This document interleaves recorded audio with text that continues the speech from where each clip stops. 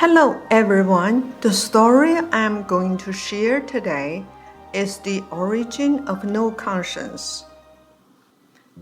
Once upon a time, there was a young man named Liangxin, which means conscience.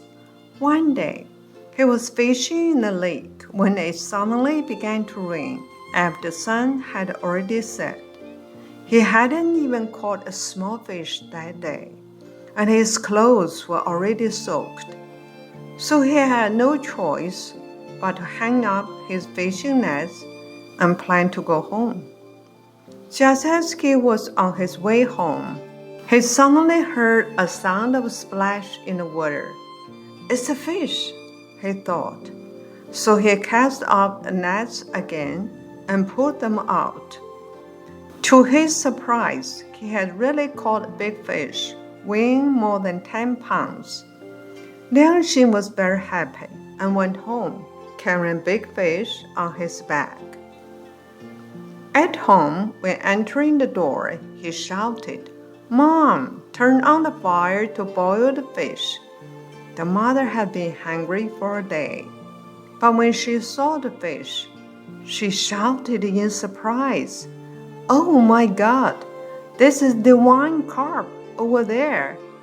Whoever eats it will be punished by the thunder god." Liangxin became scared when he heard what his mother said and hurried to the market with the wine carp, planning to sell the fish to buy some rice. Liangxin arrived at the market, and as soon as the fish was put down, many people gathered around wanting to buy it. When he was just about to sell it, an old fisherman saw it and said, "This is the wine carp.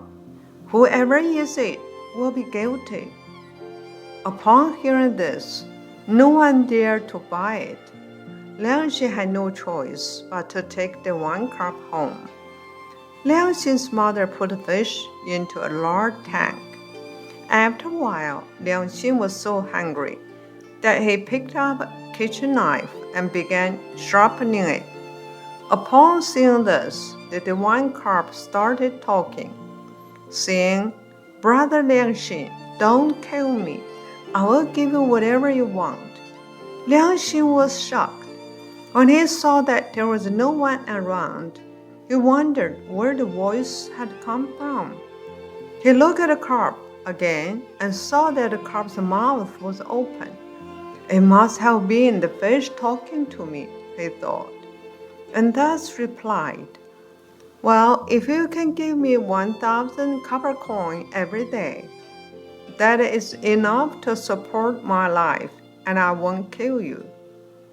After Liangxin finished speaking, he saw the carp jumping in the tank, and instantly a string of copper coins appeared in the tank. Since then, Liangxin no longer went fishing in the lake, and just relied on the money given by the divine carp.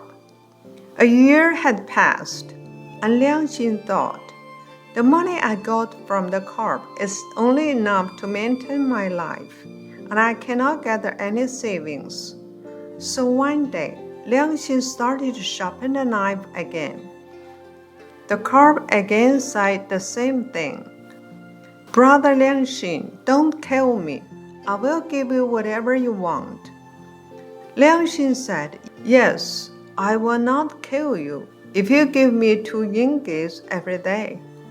Again, as soon as Liangxin had finished his request, 2 ringgits appeared in the water tank.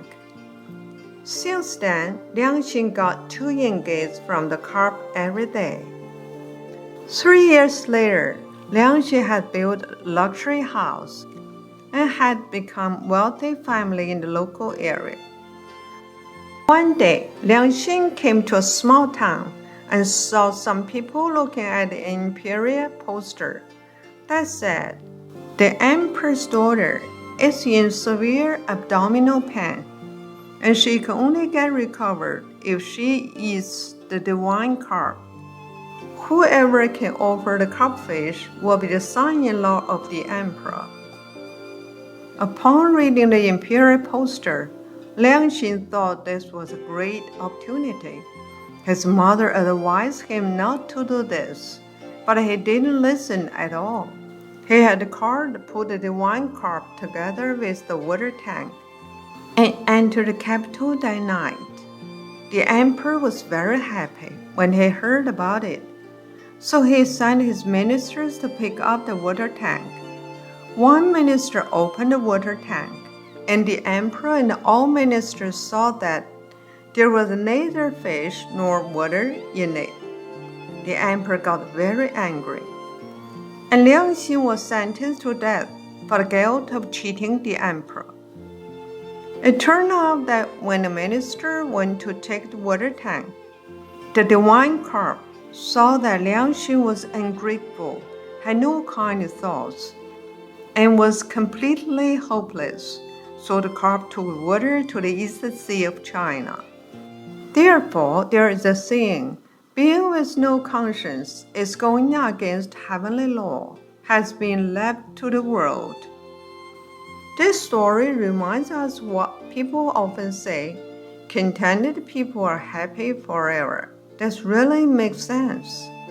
Only with kind heart can we spend our lives in peace and happiness. Thank you very much for listening to the story. More touching stories will be ready for you if you just subscribe it. Thank you again.